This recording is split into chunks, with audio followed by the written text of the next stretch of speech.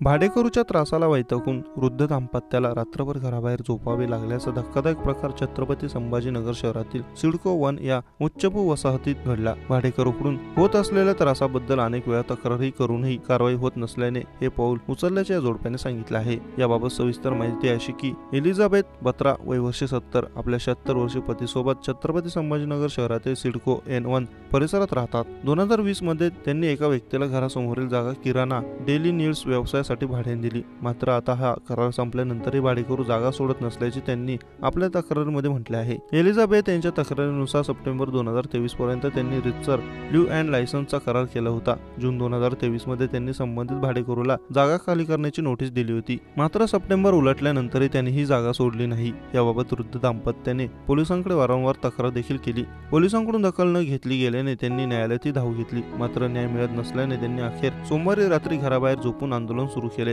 ही बाब कळताच MIDCचे सिडको पोलिसांनी घटनास्थळी धाव घेतली। रात्री उशिरापर्यंत पोलीस त्यांची समजूत काढली, मात्र ते आपल्या आंदोलनावर ठाम राहिले।